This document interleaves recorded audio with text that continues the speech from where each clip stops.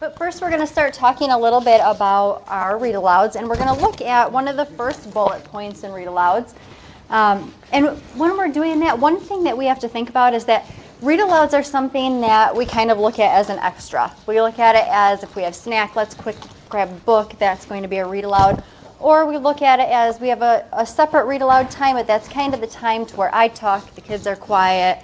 It's the quiet time in our classroom.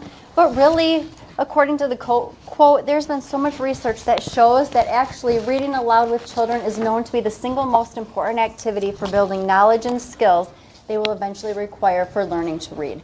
This is their opportunity to see a model of what they're supposed to be doing, and we know kids instinctively, from even the littlest ones who learn how to walk and talk, they learn all of these things through modeling and through hearing and seeing, and that's what happens during the read aloud process. And if we look at what research is showing that we're noticing in classrooms around, this is Michigan, in Michigan, on average for read-alouds with literature, there's about 8.36 minutes per day of a read-aloud. And if you look then now at informational text, there's only 1.36 minutes per day.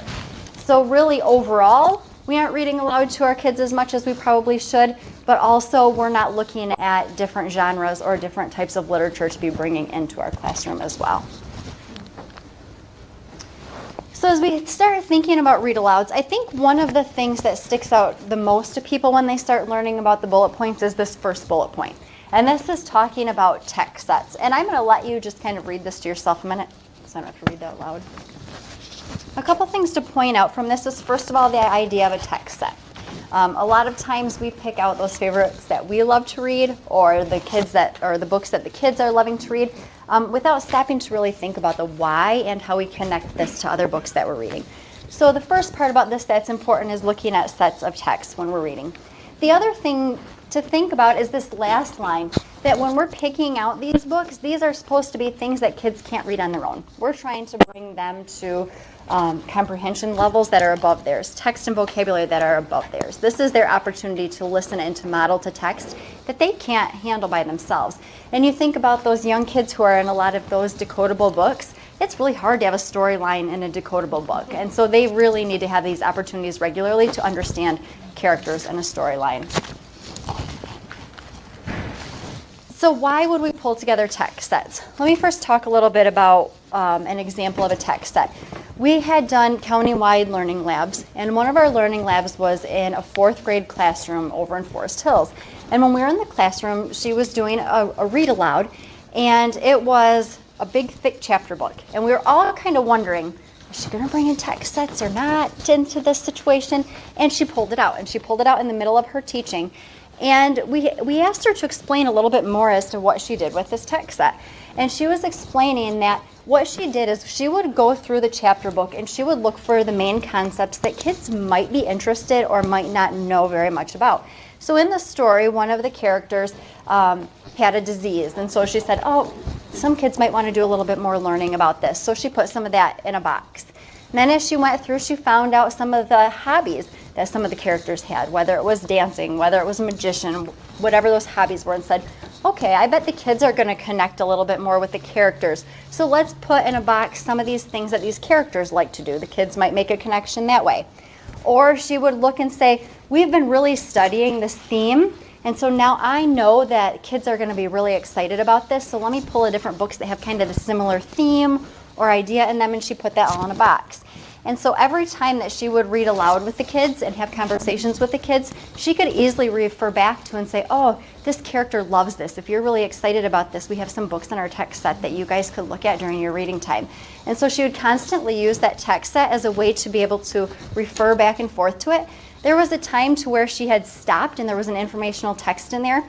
And there was a point where the kids were asking questions about something. She set down her read aloud book. She opened up the informational book to that little spot. She read it to them, showed them the picture of them, and then she went right back to reading her chapter book again.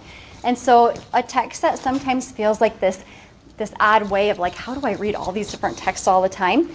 It really isn't there for that total purpose of making sure you're reading all those books. It's there to show kids that there's a guide to be able to learn more from different books. There's a way to pull in different information to make connections to other stories, and that's how she used a text set. Now, when you're looking at some of the younger levels, you will see a lot of times thematic units put into place. And so there's a lot of times if you are studying animals, you have a lot of those animal books there for that theme time. And so what we're saying is start to think bigger than that. So let's say that one of the books is about an endangered species. Put something about endangered species, or put something about habitats rather than just putting just animals out. Because when kids are reading animal books, you're not really sure what they're going to chime into. They may be more excited learning that, oh, there's endangered species out there. I didn't know that. And so they might actually jump onto that idea and want to read a book that connects with that and just not pick another animal that's there. So really, when you're looking at books and text sets, think through the lens of a child and what might they connect with, and think through the lens of a reader and where might I need some more information. And those are the kind of books you want to start to gather and have at your fingertips when you're reading aloud. So some of the reasons why we do this is it's natural. Rather than saying every day, the word of our day is habitat. What is a habitat? The word of our day is habitat. And we practice that every day in our routine. If you just read different books throughout the week on habitat, the kids naturally say habitat often, and they naturally talk about what habitat is often without us having to directly say to them over and over again and memorize what the word habitat means. Also, naturally, where you see a lot of vocabulary are similar concepts. So again, kids are building background knowledge on concepts because they are all about similar things. It will help them then to retain and gain more vocabulary knowledge. It will give them the chance to have that background knowledge. I think there's a lot of times we talk about bringing stories to students and then being concerned, well, they've never had that background. They're not going to understand what this is, and we're waiting. Is there a video? Is there a field trip? Is there something we can do to help them connect? In all honesty, if we have a bunch of books about that topic and we read about it several times, you've just built that background knowledge. They don't need to go see or have parents bring them or do anything. You can build that right in your own classroom by having all of these related texts. And then, of course, the last one, whenever kids want to learn more information, they tend to go for informational text. They have a natural desire to know about that real world. And with that desire, you will naturally start to bring more informational text into your units when you make text sets. So this is an example of what like the kindergarten level might be of a text set. And I think one thing that's important is sometimes we get stuck in our mind that a text set is all informational or it's all fiction. And really, we just want you to remember that this is lots of genres. If you have poetry that fits in, put poetry in there. If you have a magazine article that fits in, put magazine articles in there. Sometimes you get things from like National Geographic or other places that have like the cards that have the animals and the talks about it on the back. Put that in there. So whatever text you feel like kids are going to gain knowledge from, put it in with that text set. And so I want you to just stop and think a minute about text sets, whether it's something that you do all the time, whether this is kind of a new concept for you. And I want you to just kind of think, what is the most important point that you're kind of taking away right now? Something that you want to remember or bring back to your staff about a text set. And I want you to just think about it and then just turn to the neighbor next to you and just let them know what that main point is or what that big idea is that you came away with from text sets. So bullet number 2 under Essential 2 of Read Alouds says that read alouds involve modeling of appropriate fluency, which includes accuracy, automaticity, and prosody in reading. So just to very quickly kind of go through what those are. So accuracy is obviously reading accurately. And we all know when we read aloud, sometimes we make mistakes, right? Sometimes they're mistakes that we feel like we can just keep going. It doesn't impact anything. But then you always have that kid in the class who's following along who has to correct you, right? And sometimes we make mistakes that we do need to go back and correct. But that's just as important because we are modeling that as fluent readers, we still make mistakes. We still have to pause and think, wait, that didn't make sense, and we go back and fix it, right?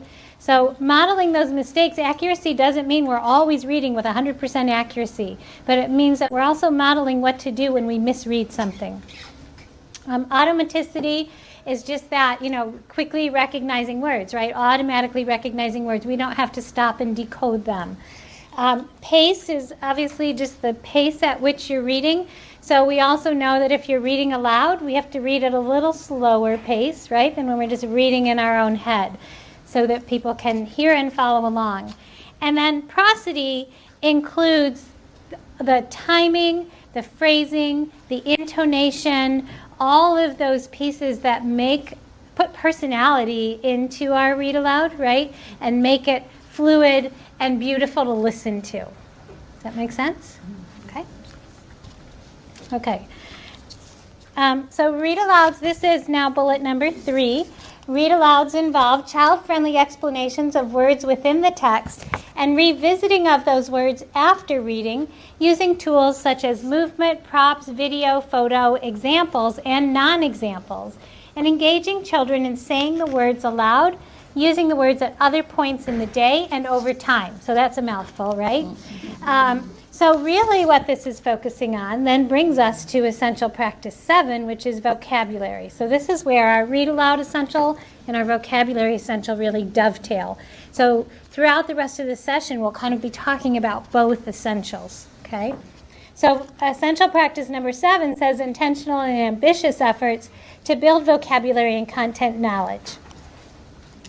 So before we really go any further, we really want to emphasize to you the importance of the reading and vocabulary relationship.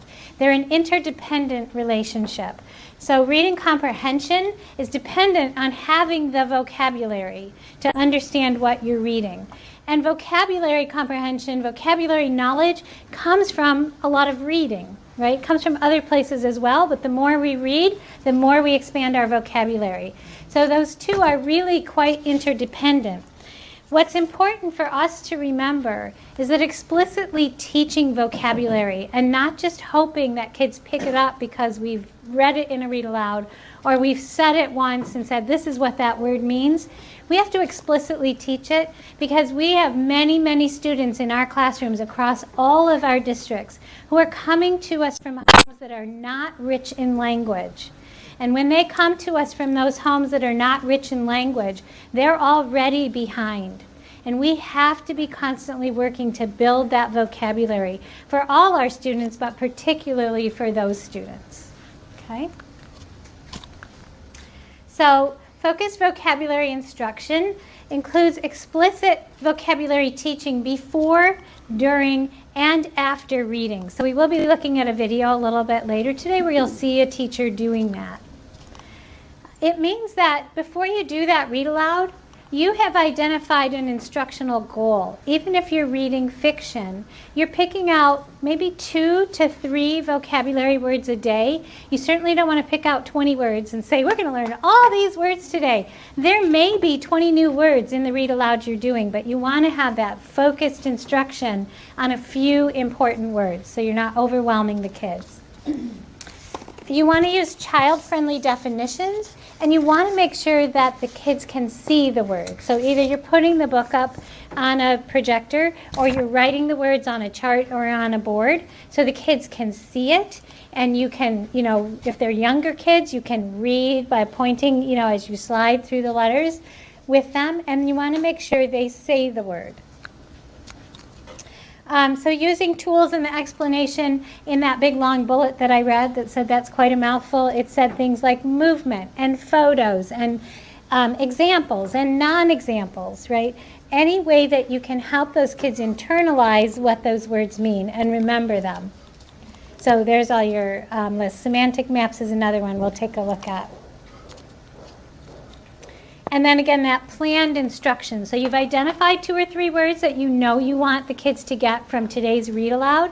How are you going to teach them those 2 or 3 words? Planning in advance so that you really are intentional in your vocabulary teaching. And then finally, brief and focused. So you want the focus to be your read aloud, right? But you also want to teach the vocabulary. You don't want to take too much time away from your read aloud in teaching your vocabulary. Gotta turn my page. So this is from the Essential 7. So this is a bullet from Essential 7. I'm turning my page so I can tell you which bullet it is. Of course, I don't have it written down. But it says the teacher selects Tier 2 and Tier 3 vocabulary words to teach from read-alouds of literature and informational texts and from content area curricula. So it's often very natural for us to pull vocabulary from our content area, right? It's part of the standards we teach, and but we don't always think to do it in our read alouds. So this is a video of Tanya Wright from MSU. She is one of the researchers who did a lot of work behind the essentials, particularly Essential 2 and Essential 7. And she in this video is talking about the difference between Tier 1, Tier 2, and Tier 3 words. And then we'll talk a little bit about how do you know which ones to choose. Okay? Teachers often feel really concerned about which vocabulary words to teach. So which are the right words that I should spend time on with my class. And my most important message before I talk a little bit more about selecting words is to teach the words that kids don't already know. And if you're doing that, you're helping them. So a big message is don't freak out too much about which words to teach, right? An unknown word that a kid now knows, you've helped them along. So it can be a little strategic because there's a limited amount of instructional time to really think about which words to spend focused attention on in the classroom. So the Essentials document, in alignment with the Michigan Standard, focuses on word tiers as one helpful way for teachers to think about which words might be useful for explicit vocabulary instruction. So Tier 1 words are words from everyday speech that kids likely already know, like jacket or clock. And those are probably not the best words to spend a lot of instructional time on because kids tend to pick them up from everyday oral language. Tier 2 words are also sometimes called general academic words. And these are often a new word for a known concept, like extraordinary for special, or peculiar for strange. And these words are often found across content areas and across contexts. So kids might encounter them in all sorts of different texts. And Tier 3 words are discipline-specific words, so words that are particular to science or social studies, and they're often a new word for a new concept. So think about photosynthesis. Kids typically don't know the word photosynthesis, but they also don't understand the concept of photosynthesis. So the Essentials document is recommending that explicit instruction focuses on Tier 2 and Tier 3 words. But just a few cautions about getting too focused on these word tiers. One challenge is that many words fall into a range of tiers if we think about the definitions that I just provided. So for example, let's think about the word egg. Egg might be a Tier 1 word if we think about the food that's in your refrigerator. Most kids know that word because they see eggs around in food. But now let's think about the idea of the phrase to egg someone on. Now we're using the word egg to have a different meaning. We're not talking about that food in your refrigerator, so this might be a Tier 2 word that might come up across contexts. If we think about eggs in terms of reproduction and biology, egg is now a discipline-specific word, and then it might be a Tier 3 word. Or let's consider mammal. Mammal's a pretty everyday word for most adults, but for a kindergartner, this might be a really sophisticated word. So it might be a Tier 2 word that comes up across a lot of contexts, but they don't know what it means. And it also has a very technical science meaning, so it could be considered a Tier 3 word. Or the word front, which most kids think of as meaning in the front of the line, which is usually where they want to be when they line up. But front also has a very specialized meaning in weather, so it might also be a Tier 3 word. So overall, it's really important to remember that a word doesn't have a defined tier, and there's no right or wrong answer to whether or not to teach it. This is just one way to think through whether a word deserves substantial instructional attention in the classroom. Other ways to think about selecting words beyond word tiers include whether or not this word is important for content area learning. So does it align with the content area standards that you might be covering, or your curriculum perhaps for science and social studies? If it's an important word in the curriculum, it's an important word to teach to kids. We might also teach words that are important for instruction. So for example, we might teach the words for the narrative elements in literature, like setting, characters, goal, problem, plot, and resolution, because these are really important words that kids need to talk about texts. We might think about teaching words that occur frequently in grade level texts, and there are websites that have lists of these words for teachers. And another thing to think about is teaching words in meaningful clusters. So for example, we might work with kids to think of a whole bunch of different words that they could use rather than funny. And that could be particularly helpful for them in their writing when they're looking for a more interesting word choice than just the word funny, for example. So there's a lot of ways to think about teaching words. Another thing to consider is the type of text that is being read. So the tricky words in informational text and literature can be a little different. And it's important to consider this when choosing which words to focus on for vocabulary instruction. So in informational texts, tricky vocabulary words tend to be new words and new concepts, like the example of photosynthesis that I gave before. One good thing for vocabulary instruction is that informational texts tend to repeat that new tricky word relatively often. So a book on plants might mention photosynthesis more than once. This is great for a kid who really understands what photosynthesis means, but it's really could be problematic for the comprehension of a child who doesn't know that word. So it's really important to figure out what these big words are for new concepts that kids need to learn and make sure that we help them through it so that they can understand the text. The other thing to remember is the idea that words can have a specialized meaning in a particular content area. So let's go back to the idea of front in weather. It has a different meaning to its everyday meaning, and we need to help kids to notice that. Otherwise, it can be pretty confusing to read a book about weather and think that every time they're mentioning front, they mean the front of the line in the classroom. Words in literature tend to be sophisticated words for known concepts. So let's think about hysterical rather than funny. So kids already know the idea of funny, but what we need to help them understand is this is a new or more nuanced word for that idea. Typically in literature, these new words are repeated only once or twice. So that means that if we don't help kids to notice them, they might be okay to comprehend the whole text. But it might trip them up again and again when they see it the next time. So we might want to call these words out and help kids to learn these more sophisticated words. The other thing to remember is that these words are likely to come up in a future text. So even though we don't get that repetition within one text, we get repetition over time. So we want to help kids because the next time they encounter that word, if they know what it means, they'll have better comprehension of that next text. Last thing to remember when you're searching for words that you might teach explicitly in your classroom is that sometimes, especially in informational texts, the important new words are hidden in the graphics. So you might find that the text itself, on the page, says something very simple, but hidden inside the graphics, like the diagrams, graphs, maps, photographs, and timelines, are special words that kids need to know. So always make sure, especially when reading an informational text, not to read past those graphics, but to look inside them, to notice labels, captions, glossary words, keywords that are in bold, and sidebars, and check to see if there are important vocabulary words there that kids might need to know. So overall, what's really important is that we're teaching new words to kids across content areas and across texts that we read during the school day, that we're having opportunities for explicit instruction where the teacher is carefully selecting words, making sure to help children understand their meaning, and giving kids lots of opportunity to practice encountering and using the new words. It's less important which words we teach. There are lots of ways to choose words, but what's most important to think about is, will this really help kids either to learn the curriculum in the text they're reading now or in a future text that they want to read?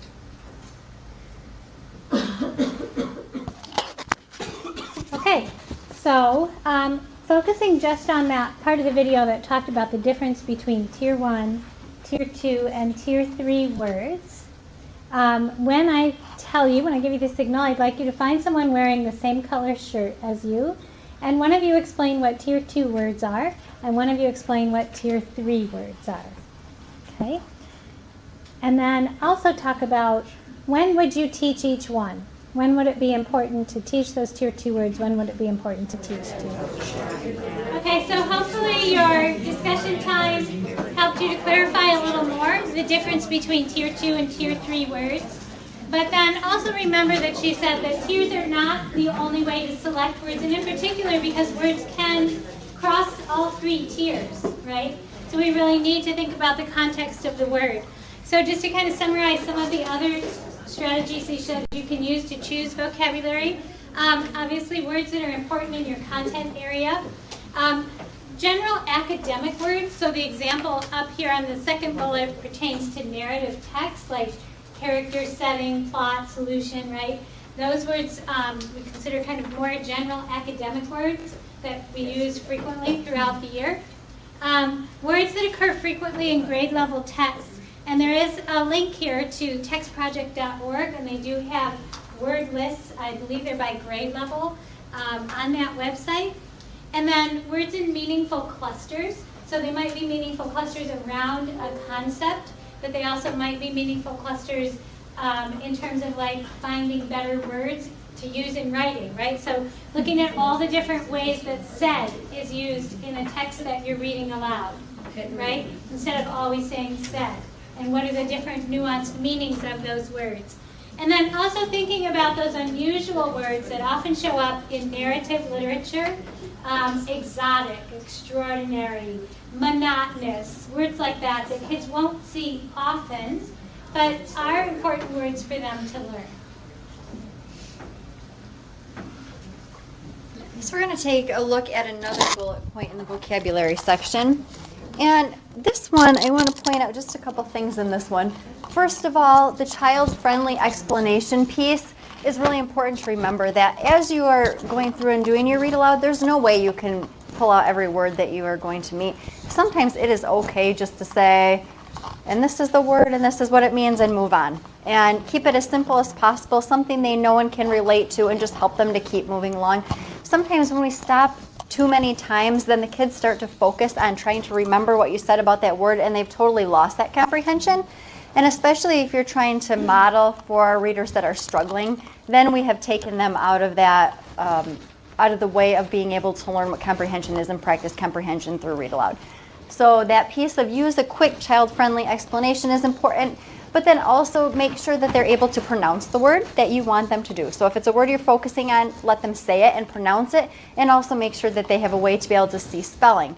This is a way for them to be able to quickly make a connection to the phonics that they're having in class 2, and they're able to see a quick model of how you're using that phonics skill to help you in your reading as well. And so we're going to take a look at a video, and this is another one of the videos on essentials.org.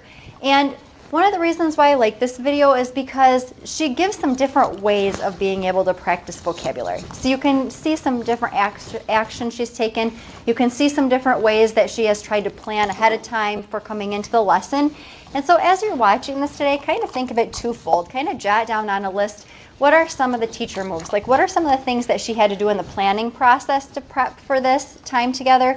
And then also think about what are some of the student actions that she had them take so then they could practice the vocabulary terms that she's pulling out of this read aloud.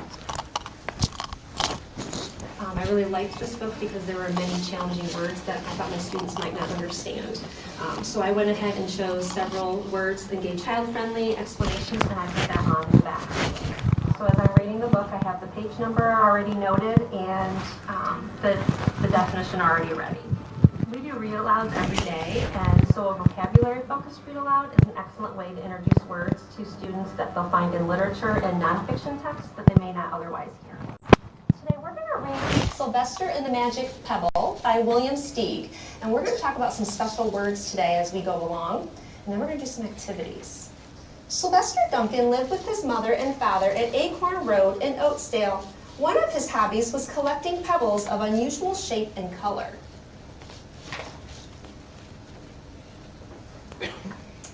On a rainy Saturday during vacation, he found a quite extraordinary one. Extraordinary means special or very unusual. It was flaming red, shiny, and perfectly round like a marble. As he was studying this remarkable pebble, remarkable is another way to say unusual or very special, he began to shiver, probably from excitement, and the rain felt cold on his back. "I wish it would stop raining," he said. To his great surprise, the rain stopped. It didn't stop gradually, as rain usually does. It ceased, which means stopped. The drops vanished on the way down. The clouds disappeared. Everything was dry, and the sun was shining as if the rain had never existed. I choose words that I feel will challenge my students and they may not understand in regular comprehension. I use child-friendly definitions, not dictionary definitions, that are quick and precise and focused for my children. I wish I were a rat, he said, and he became a rat. The lion came bounding over, sniffed the rack 100 times, walked around and around it, and went away confused, perplexed, puzzled, and bewildered. All of those words means he did not understand. I give child-friendly explanations throughout the book because there are many words that the students might not understand and that can interfere with their comprehension of the text. So I feel that if I can give them a quick definition and then move on, I'm giving them that window to understand the text. All the dogs in Oatsdale went searching for him. They sniffed behind every rock and tree and blade of grass, into every nook, nook is a little corner, and gully, gully means a ditch in the ground, of the neighborhood and beyond, but found not a scent of him. They sniffed the rack on Strawberry Hill, but it smelled like a rack. It didn't smell like Sylvester. After I read the book, I like to focus on 3 to 6 words that I want to work with the children on afterward and give explicit instruction on. I really liked how in this book there were a lot of synonyms. So for instance, remarkable and extraordinary were in the book, and they both meant very special. So we spent a lot of time with that with the picture sort. I like to have the students repeat the word often. We also look at the word and the different parts of the word so they can understand the meaning. All right. Another word we had was remarkable. As he was studying this remarkable pebble, it's another way to say that it's extra special or very unusual. Can you say remarkable? Remarkable. Remark means to comment on something. You notice something. So for something to be remarkable, that means it's so special or unusual that it's worth talking about or commenting about. So we're going to put these words up here. You say remarkable again for me? All right, so let's take a look. I have some pictures here. Abby, you said ordinary just meant? Like plain. Like plain. Okay, so we're going to put that here. Not very special, right? But if it's, what word is this? Or that is really special or unusual. So I have some pictures, and you're going to help me decide whether they are ordinary or extraordinary and remarkable. Okay? So let's take a look. I have a bowl of rice here.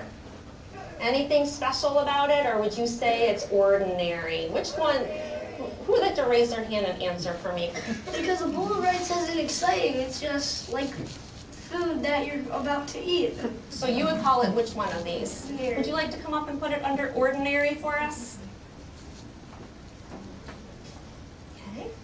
All right, now I have another bowl of rice. You ready to see this one? Look at this bowl of rice. What can you tell me about this one? Extraordinary. And why do you think it's extraordinary? Because it's not like just a bowl of rice. It's actually like making like a living creature. So they almost made like art out of it. You would call that which one? Remarkable. Remarkable. Can you put this under remarkable for us?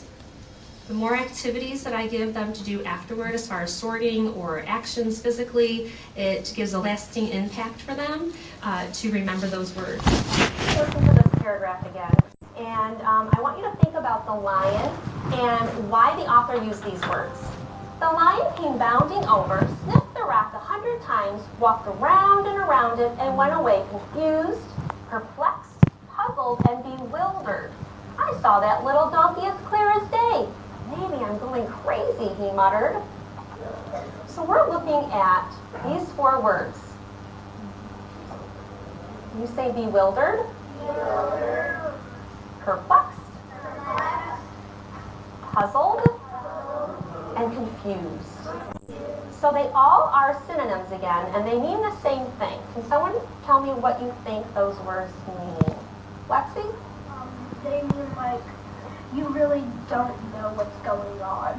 You do not understand, right? You do not know what's going on. It's an excellent book for vocabulary because there are words that have synonyms but with the same meaning, and we can teach one definition and have multiple words that mean that, and that gives students multiple ways to express themselves using a variety of words. There are a lot of opportunities in this book with sophisticated vocabulary words that I know that my students have not had exposure to. So I want you to imagine that you are really, really hungry, okay? Show me, I want to, without any sounds, can you show me what it would look like to be really, really hungry? Oh, I'm seeing some unhappy faces. Some of you almost look like you're in pain. Now all of a sudden you see a table full of fruit, delicious fruit. Show me what that looks like. All right, I see some wide eyes. And you're gonna go reach for the watermelon. Poof, it turned into a rock. Let me see the look on your face. You're about to eat it. What do you notice now? I see some eyebrows raising. Oh my goodness, some of you look really perplexed. You look very confused right now, Lexi. What are you so confused about? Because it's not usually ordinary to have, when you're holding it, it just turns into a rock. Okay, so can you imagine how that lion felt? Can you imagine that? So, listen, I'm going to tell you what we're going to do first, okay? In a minute, I'm going to have you stand up, and I'm going to name a feeling. And remember we've been talking in reading class a lot about the gestures we make with our bodies, our facial expressions, and our voice, right? So you get to be the actors and actresses right now. I'm going to name a feeling, and I want you to show me what that looks like and sounds like using all of those things, okay? So stand up. Okay, show me what happy looks like and sounds like. All right, what about confused? Now I see some more eyebrows. You don't know what's happening. You're not understanding what's happening. Okay, how about sad?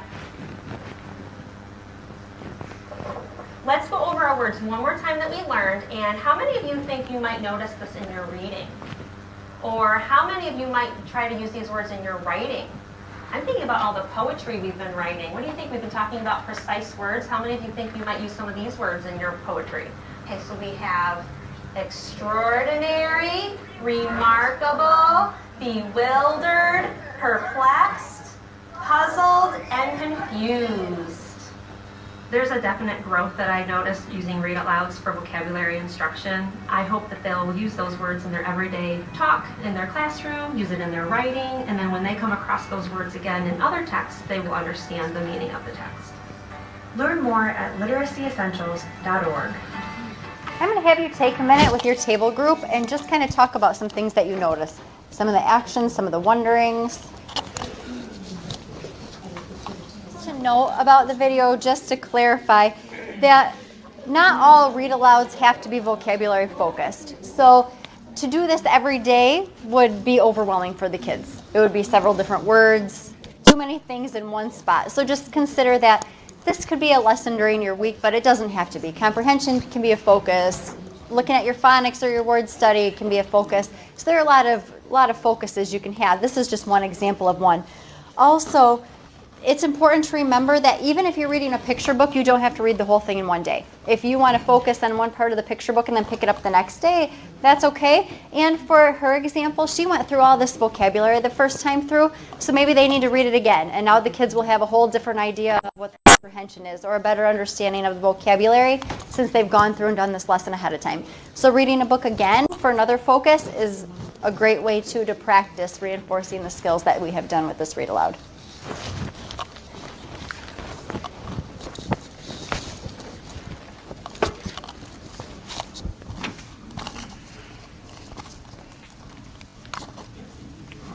Okay, so we've been talking a lot about explicit vocabulary instruction, where the teacher is purposefully selecting words to teach and using different strategies to teach them. But kids can also learn a lot of vocabulary in our classroom implicitly. So implicit vocabulary learning happens when children just pick up new words from the conversations that take place in our classroom, from the teaching that we're doing. They just naturally pick up those words. So what I would like you to do is just take a minute and turn and talk to a partner about what might be some ways in our classrooms that children could implicitly learn words without our explicitly teaching them. Okay, if you can wrap up your conversations, please. Thank you. Okay, so I'll share with you some ways that kids can implicitly learn vocabulary in our classroom, and hopefully there'll be some of the ideas that you talked about at your table. So an obvious one is encouraging talk and discussion among our students. And that goes with that whole effort that we've really been trying to make recently to really increase collaboration among our students in our classrooms. Clarify word meanings during conversation. So I was eavesdropping a little bit here, and she was saying she has some students who are incorrectly using words, right? So if their classmates are not clarifying that, it's okay for us to step in and provide a little clarification. Using children's questions to help them make connections to new vocabulary. So maybe we've talked about a word, but we haven't explicitly defined it, and a child asks a question, we can come back to that word, right? Wondering about the world together. Lots of new vocabulary comes up when you just wonder about the world and you explore new topics and ideas. Extending topics of conversation to enrich children's understanding. And reading about or telling children more about what's happening in the world. So current events is a great way to bring new vocabulary in without explicitly teaching the vocabulary. So another thing that the Essential says is that we need to give children repeated exposure to new vocabulary. And there are lots of reasons for that and lots of ways to do it. So one reason is that we want to build depth of knowledge about those new words. So we want children to say and see the word, and we want to review the meaning with them. We want to give them an example of the word and maybe give them a non-example. We want to share synonyms and antonyms to the words. Maybe provide a visual if it's a noun, right? We can provide a visual, and sometimes even with verbs or other parts of speech we can provide visuals. And maybe act out or assign emotion, to those words so that kids can internalize them. Comparing and contrasting the meaning of new words is another great way. So not only comparing new words to new words, but comparing new words to known words, right? Helping them gain that depth of understanding. And then also kind of comparing those words that all fit into that group, like we talked about with the word said, and all the different ways that authors, can say said without saying said, right? Rereading text, Katie talked about, that rereading text with an intentional focus on vocabulary. So either doing like we saw in the video, that first read through really focuses on the vocabulary. Now we reread it. It builds depth of understanding for the children, and they get new ideas from the text from the rereading. So it's sort of like thinking about an iceberg. The first read through is the tip of the iceberg, but there's a whole level of understanding we haven't gotten to in that first read through. When we read through it again, we start to go deeper. And then Katie talked earlier about text sets. And so again, the advantage of text sets is giving children that repeated exposure to new words in different contexts. So we also, in addition to comparing the words themselves, we can compare texts or contexts that use the same word. So for example, if we think about she shrieked with excitement, is different from she shrieked with fear, right? So talking about the words in different contexts. Of course, the content area learning keeps coming up because there's so much new vocabulary when we're teaching content, and it does provide an authentic way for students to encounter and learn new vocabulary. Semantic maps, this is an example of a semantic map, so it's a visual way for kids to kind of think about those new words that they're learning. So if the new word is transportation, this map shows you that there are forms of transportation on land, and that lists all of those. There are water transportation and transportation that gets us through the air, right? So helping again to build that depth of understanding about the word transportation. Again, incorporating activities that include music, art, or drama. You can have the kids make human semantic maps, I'm tripping over my tongue this afternoon, by putting words like these on index cards, right? And then the kids can form the map with their bodies. You can play charades. You can play guessing games with synonyms and antonyms. you can keep track of how many times the class uses the word. So, for example, the teacher in that video challenged her students to use the words in their writing, right? And maybe she calls attention to it, keeps a tally on the board every time she sees one of those new words in kids' writing.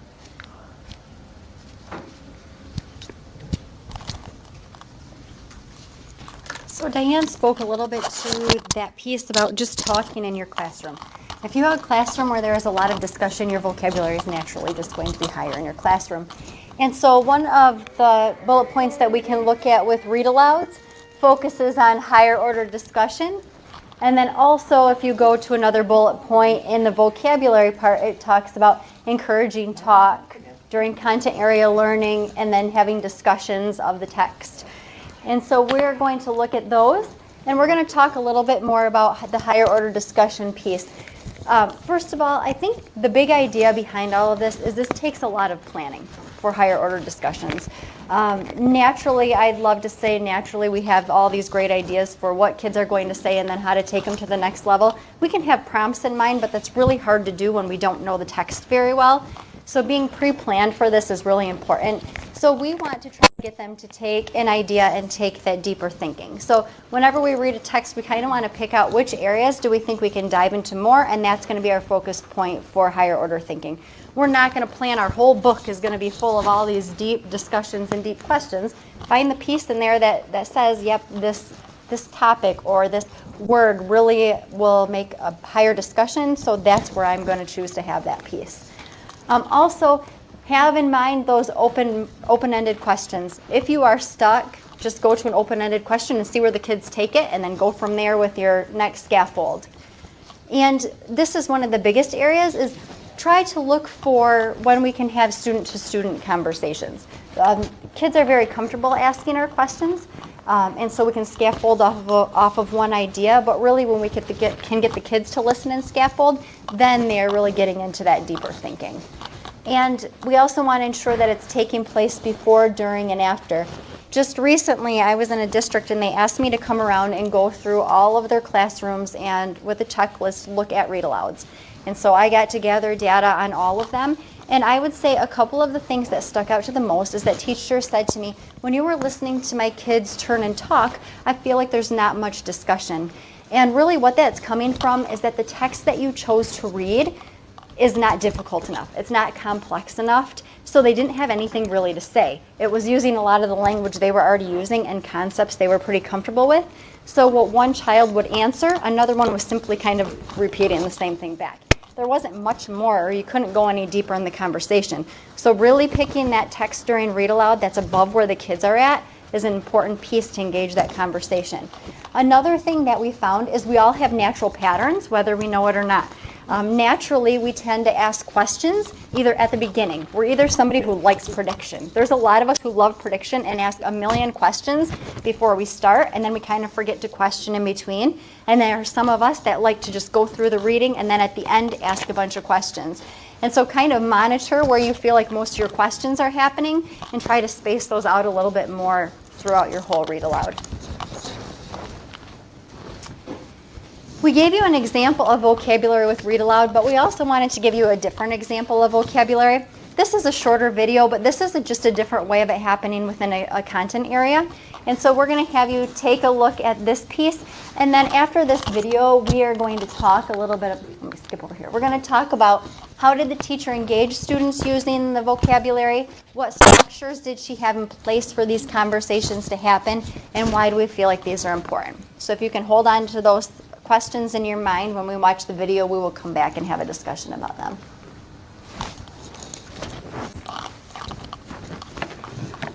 In this classroom, children have been learning about light and shadow through books and explorations for several weeks. In today's follow-up discussion, the goals are to encourage talk among children and for children to review and use new vocabulary in a meaningful context.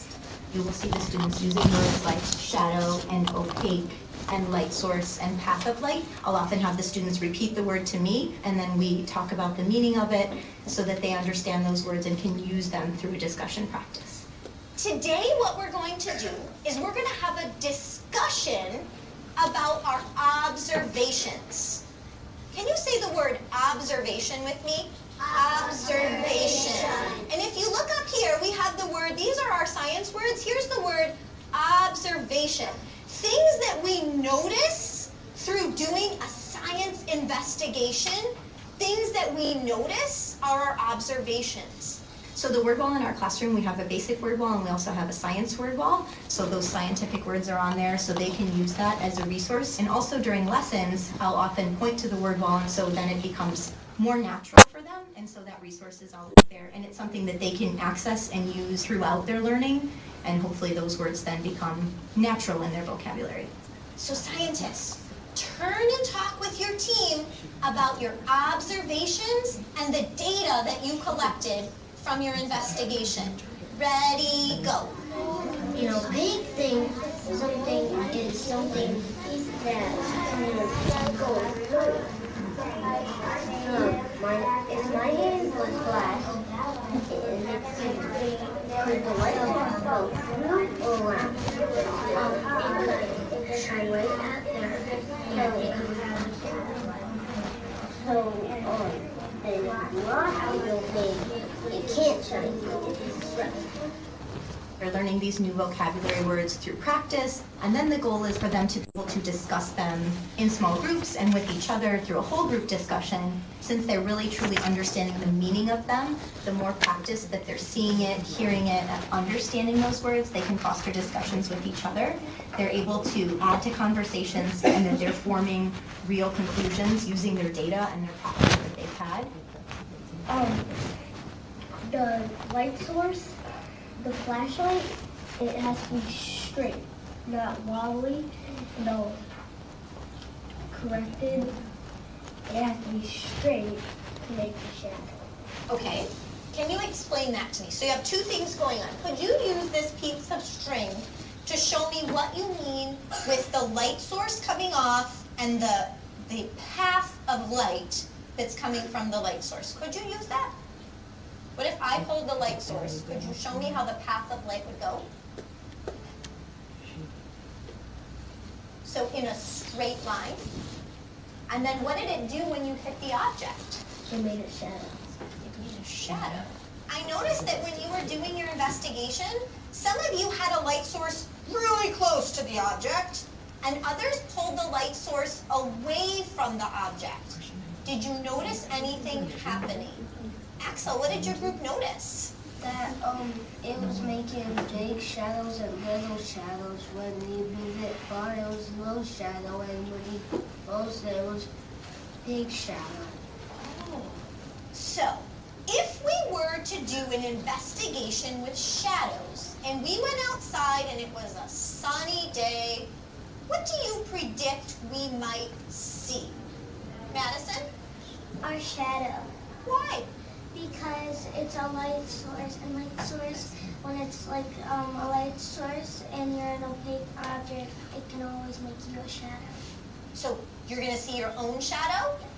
What would be the light source, though, if we were outside? Sunshine. Natural or man-made? Natural. I think it's refreshing that we can incorporate vocabulary practice embedded within their learning. So it's not something separate from, because I also think that's not as meaningful to them and they're not going to learn from that. They're just going to forget it at the end of the day. The goal through this type of practice is that the students are using the vocabulary in meaningful ways. So I believe that incorporating everything within, especially within our science curriculum, is an amazing thing for our kids.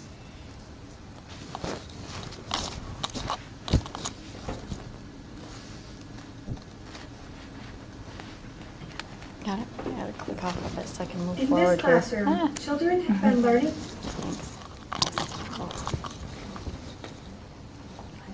Thank you. Oh, no, it's still doing video. I'm gonna go past this one. I'm gonna skip to the questions. Okay, so just at your table, we're coming back to these questions again. And I want you to talk a little bit about in what ways did the teacher engage the students into the vocabulary? And then also, what structures did she have to have in place in order to be able to have that discussion? So you guys can go ahead and start talking at your table.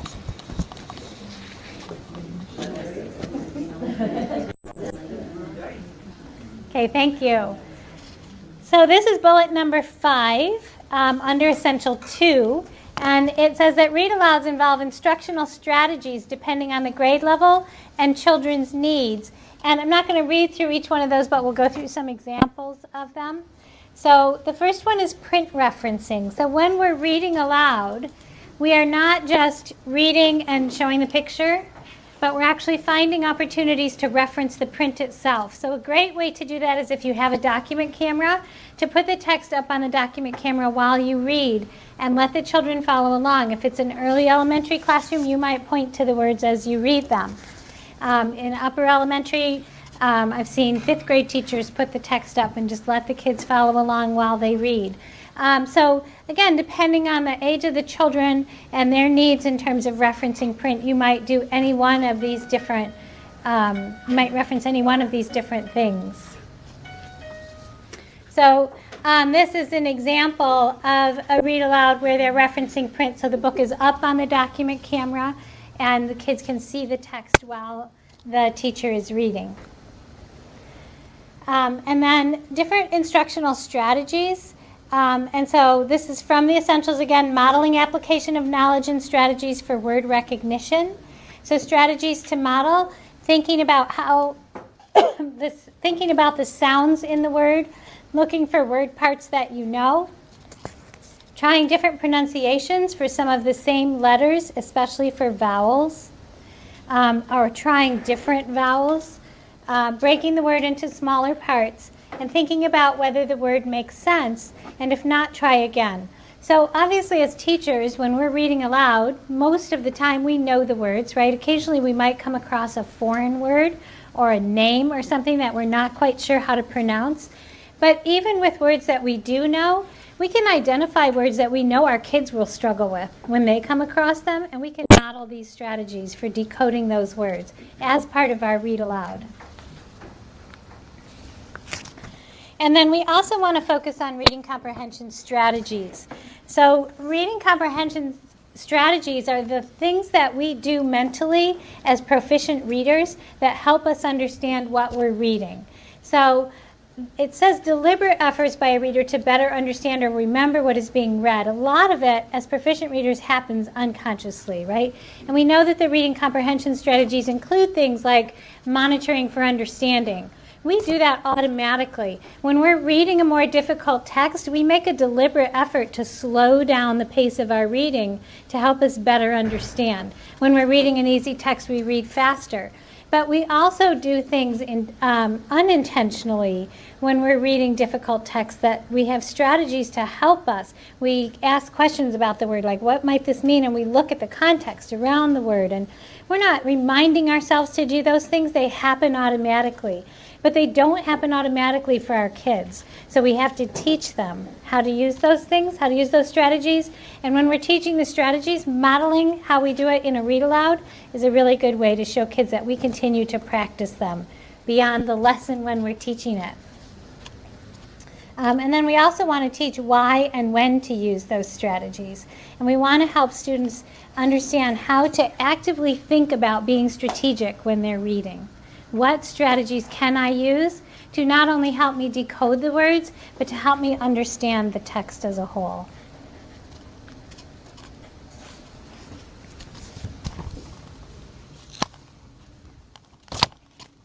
Thank you.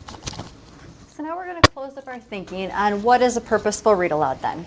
To close up, we want to make sure, first of all, it is purposeful, that there's a reason why that we're doing it, that we have taken the time to plan it, and we want to make sure that we're teaching explicit instruction within that read aloud time, that we want to make sure that we have a goal in mind when we're coming to, do we want comprehension today? Do we want vocabulary to be a focus today? We also need to remember it's okay to be repeating stories. We want to repeat stories and give different purposes when we repeat reading the stories. Also, we can play around with the length of time. Some of those little kindergartners just can't sit for as long as to where some of our older students can, so we can dig a little bit deeper. So we need to keep that length in mind as we go as well. And then also that this should be something that we do every day. This shouldn't be something that we should wait for, oh, I have snack time, I can do it now, or I can quick do it before gym class. This should be something that we have scheduled into our day. And it's okay to not only do it during that scheduled time, but to pick it up again and use part of it as a mentor text. If you are doing instruction in writing or reading, You can also use part of your read aloud to continue and have conversations and move into your mini lesson. Also, it's great to pick it up throughout different content areas. And so then that way that helps us to remember too to choose different genres that we can bring into the mix as well. And again, the most important piece is that we do this every day. Now, we would have loved to have more time and be able to go even further into reading, into the shared reading and close reading pieces, but obviously we don't have time to do that. We do have a couple articles that we found that we like up here, and so we just want to offer that to you before we leave, that if you want to do a little bit more reading into what shared reading is and what close reading is, then that can give you some more information on that. And we also want to give you time to do a little bit of reflecting today. Since it is our last session and balanced literacy is a big topic, and we could even go beyond what we've gone into. We've gone into the basics that we can do within the time frame that we have. I want you to think about a couple things. So first of all, what is your definition and understanding of balanced literacy? How might that have changed a little bit? And then I also want you to start thinking a little bit about what are parts you would like to dive deeper into. You kind of got a glimpse of a big picture of overall areas. What are some that really caught your attention that you say, I might want to dig deeper into this? When we have our survey at our last session, we're going to be asking for topic ideas. We want to take your input and decide what topics we want to bring to the table next year. And if there are areas you want to dig deeper into, then we want to make sure we hear your voice and we dive into those pieces as well. So if you could just take a couple minutes and answer a question, reflect a little bit on balanced literacy, but also kind of jot down to yourself, what are some things you might want to dig deeper into? And when you're done reflecting, we'll meet you back into the main room. Thank you.